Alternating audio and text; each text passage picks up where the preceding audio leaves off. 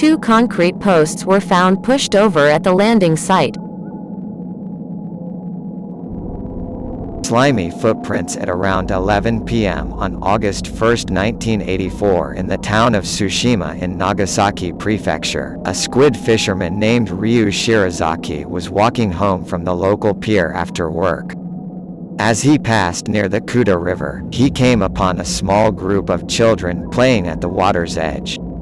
While it was not entirely uncommon to encounter people fishing in the river at night, it was rather surprising to see youngsters there. As Shirazaki approached the children, he was struck by how bizarre they appeared in the moonlight. He could make out swarthy faces, unusually spindly arms and legs, and glistening skin. Suspicious, Shirazaki called out to them as he neared, but they seemed startled and quickly disappeared into the water. The next morning when he returned to the same spot, Shirazaki discovered a set of moist, teardrop-shaped footprints on the nearby pavement. The prints, which appeared to consist of a slimy substance that had begun to coagulate under the hot morning sun, stretched for about 20 meters. Each footprint measured 22 centimeters, about 10 in long and 12 centimeters, 5 in wide, and they were spaced about 50 to 60 centimeters, about 2 feet apart. Shirazaki and a few curious onlookers immediately suspected the footprints belonged to a kappa. People began to gather around as the news spread quickly through town, and all agreed the prints belonged to a kappa.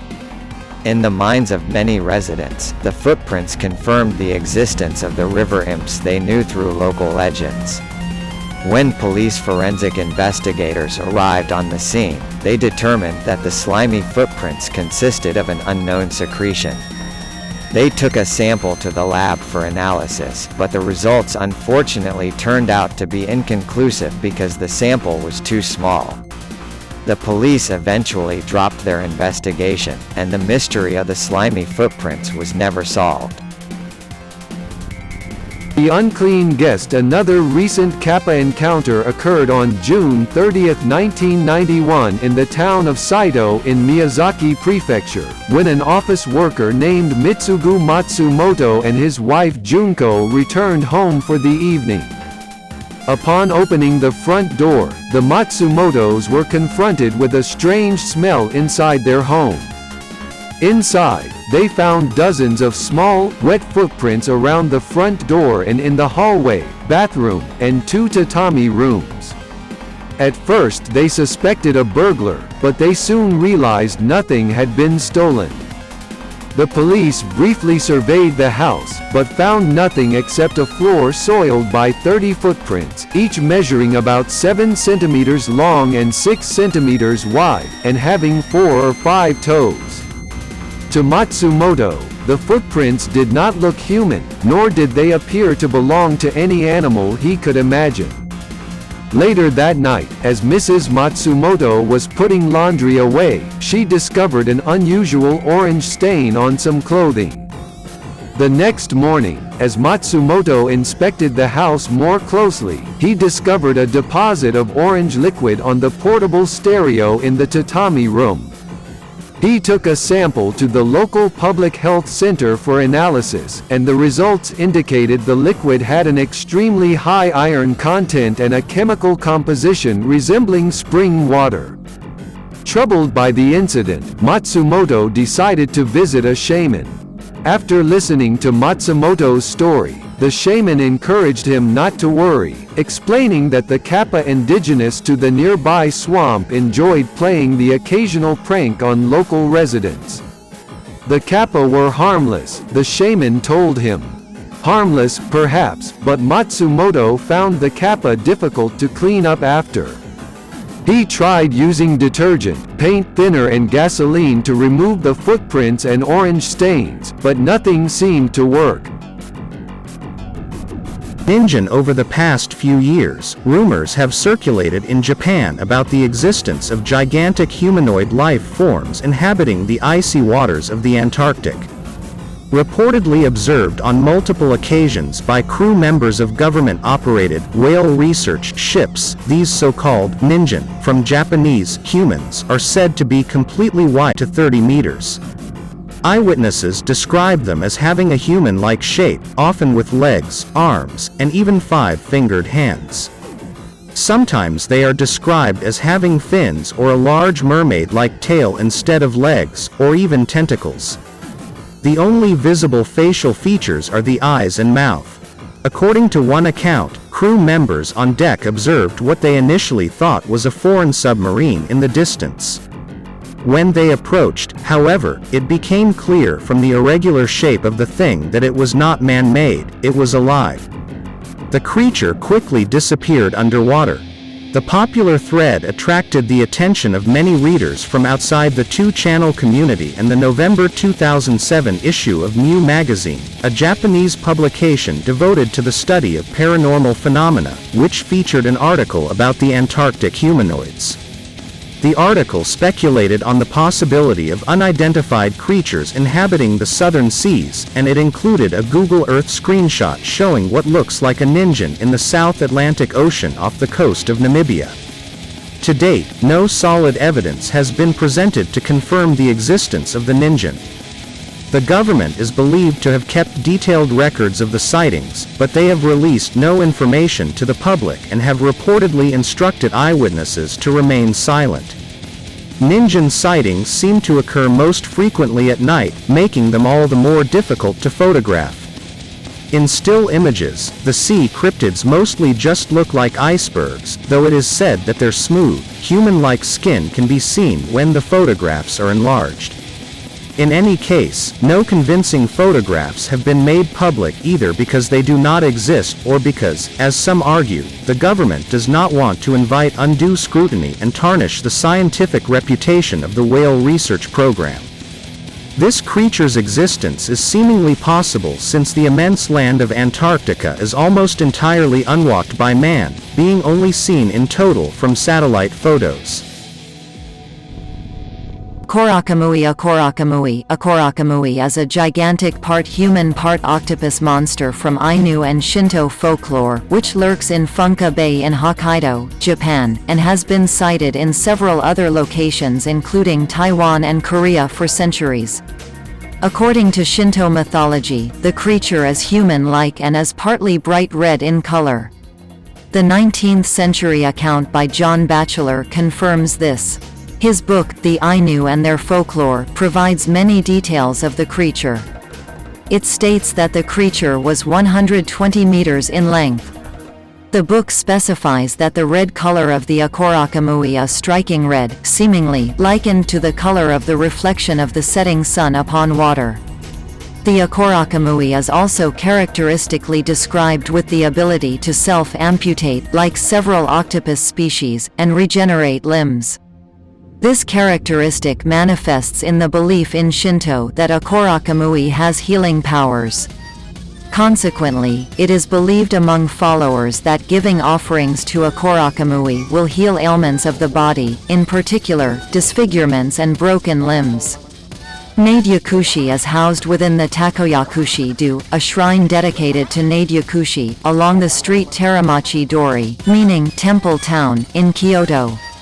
The legend, I shall swallow the whale and ship, empty the sea, and appear in red when you are cursed. Korakamui. Once, spirits cursed Rebunge, a villager of Abuda Tuyora, to see the destruction of his town. They sent a part spider part human creature, Yaoshikapu, to fulfill the curse. Yaoshikapu cased rampant destruction throughout the town, slaughtering so many that the streets were filled with crimson blood. After hearing the townsfolk tremble with fear, the sea kami, Ripunkamui, transformed Yaoshikapu into an octopus, and cast her into the sea. After Yaoshikapu was cast into the sea, her size began to grow, eventually beginning to consume larger prey, such as whales and ships. One day, Akorakamui gobbled up a boat full of fishermen. In her stomach, they called for help. Hearing the cries, Ripunkamui poisoned Akorakamui, giving her great pain. As Akorakamui hollered in agony, the fishermen escaped. However, Akurakamui learned to harness the venom, using it to attack her prey. In a 1800s sighting, John Batchelor stated that as the monster attacked the ship, it emitted a dark fluid which has a very powerful and noxious odor, confirming the myth's actuality. I hope that you enjoyed tonight's broadcast. If you enjoyed tonight's story, then please subscribe to the channel as more green texts will appear daily. A new broadcast will appear when the clock strikes midnight Central Time.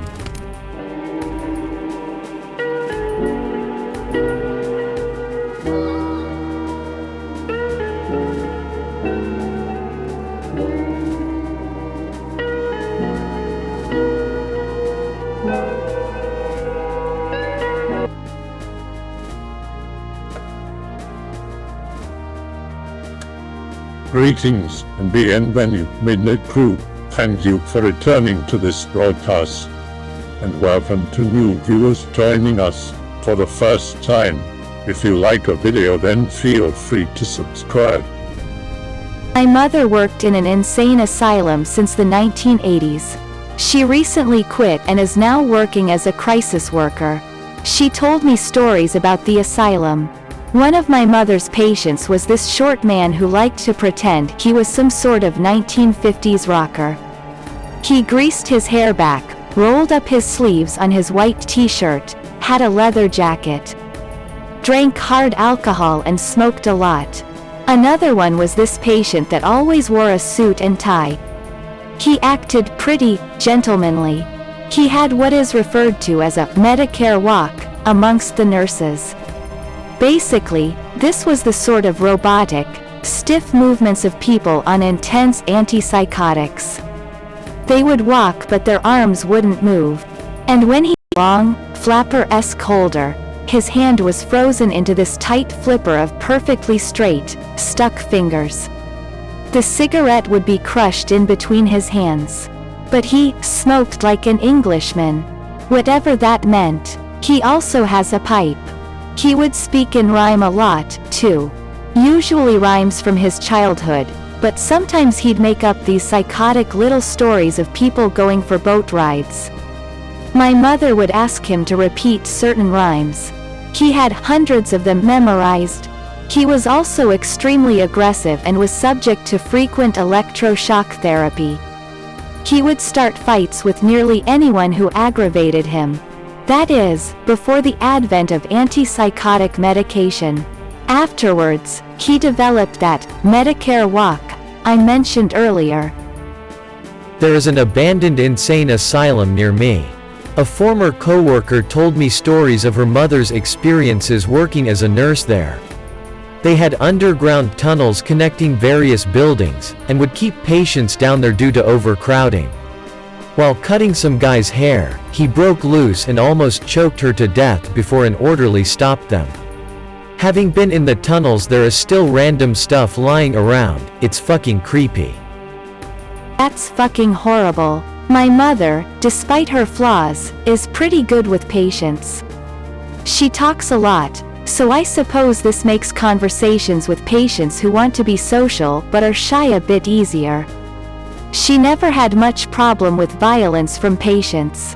Although she did admit that on a few occasions she would be the nurse to take down violent patients. My mom admitted many of the nurses were very prissy, and this compromised their ability to do their jobs. Don't want to touch mess in beds, scared of patient violence.